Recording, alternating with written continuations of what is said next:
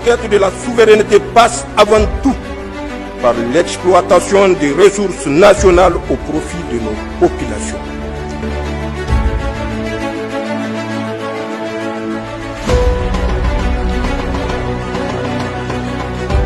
Monsieur le ministre, votre présence ici est la preuve tangible que les chantiers économiques de l'AES, à travers le pilier développement, sont désormais en marche. C'est en effet notre confédération née du besoin vital de défendre notre souveraineté politique et de notre sécurité, entre aujourd'hui dans la phase décisive de conquête de notre souveraineté économique. Au demeurant, nous l'avions déjà noté le 11 décembre dernier à Bamako, avec la mise en place officielle de la Banque confédérale pour l'investissement et le développement de l'AES, BCID-AES. Véritable instrument de développement, cette banque est le partenaire privilégié de nos entrepreneurs du secteur privé pour l'exploitation judicieuse, la transformation et la commercialisation des ressources multiples et variées dont regorge notre confédération. Mesdames et messieurs, le commerce et l'industrie constituent les piliers de la souveraineté économique, le socle de la création d'emplois et le moteur de la stabilité durable de nos États.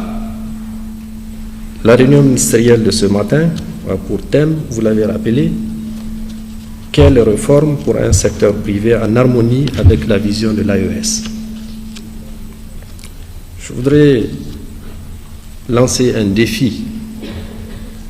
J'invite l'assistance ici présente à jeter un coup d'œil, chacun sur ce qu'il porte comme habit et comme chaussures, en se demandant si ces produits ont été fabriqués dans les pays de notre confédération ou importés de l'extérieur. Je pense que la réponse est claire et évidente. Nous sommes des pays importateurs nets. L'heure donc est arrivée pour nos opérateurs économiques du secteur privé de comprendre qu'être de simples points de vente de production venus de lointaines contrées ne favorise guère un développement et un progrès de leur pays. Machallah, je vous vois ici venus nombreux. Je sais que vous êtes capables de relever ce défi. Il est grave de constater que malgré toutes les richesses dont nous disposons, nous continuons à importer des aiguilles, des allumettes, des chaussures et autres ustensiles de cuisine. Je ne parle même pas ici de nos biens de consommation courante. Mesdames et messieurs, aujourd'hui, nous avons plus que besoin de promoteurs économiques patriotes. En effet, sans verser dans le repli sur soi ou entraver la circulation des biens venus d'ailleurs, nos opérateurs du secteur privé doivent pouvoir s'investir dans tous les domaines et mettre à la disposition des populations de notre confédération des produits de qualité et même exporter hors de notre confédération. Je sais que vous en êtes capables, messieurs les opérateurs économiques. Dans la construction de nos infrastructures stratégiques, répondant au domaine de l'agriculture, de l'énergie, du transport, de l'exploitation minière et pétrolière, de l'agro-industrie et de l'industrie du tourisme, le secteur privé a un rôle très important à jouer.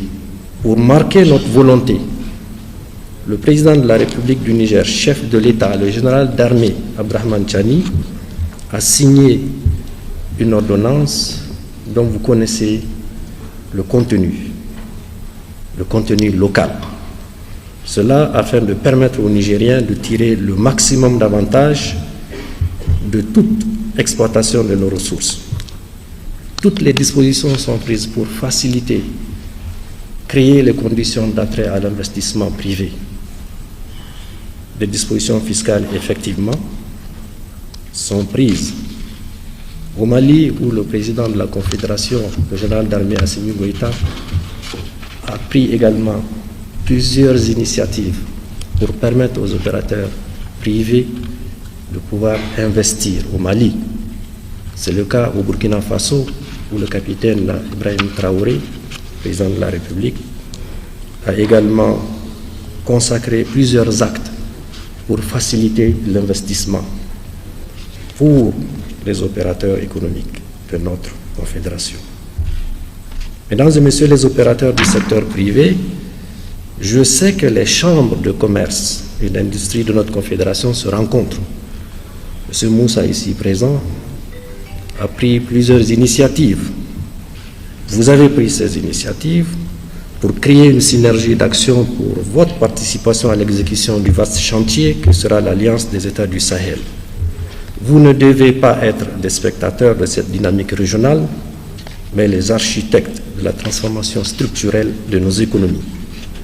Le patriotisme économique n'est pas un simple slogan, c'est l'acte de créer une usine et des emplois décents, d'installer une ferme qui nourrit nos populations, de concevoir un produit qui se substitue à des importations qui nous coûtent cher en devises. Monsieur le ministre du Commerce et de l'Industrie, au cours de vos échanges, il vous revient de définir un cadre commun, efficient, efficace, endogène et transparent qui puisse faire la promotion de l'expertise, du savoir-faire, à même d'accélérer le progrès de notre confédération. Nous comptons pleinement sur vous. À cet égard, le cadre institutionnel a été mis en place avec la création de la Confédération AES. L'outil financier est désormais une réalité avec la création de la Banque confédérale pour l'investissement et le développement. La protection juridique est en place avec les ordonnances nationales sur le contenu local signées par nos plus hautes autorités.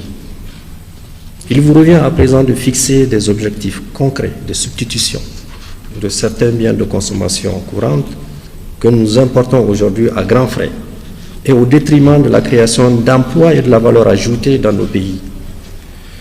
Il nous faut au plan confédéral des stratégies industrielles et commerciales de production, les investissements dans l'agro-industrie et la compétitivité de nos produits. À cet égard, nous devons faire preuve d'audace, de créativité, de proactivité et de conviction profonde. Et c'est avec cette conviction et avec une totale confiance en notre succès collectif que je déclare ouverte la 3e réunion des ministres du Commerce et de l'Industrie de l'AES. Vive le Niger, vive le Burkina, vive le Mali, vive l'AES. Mesdames et messieurs, je vous remercie.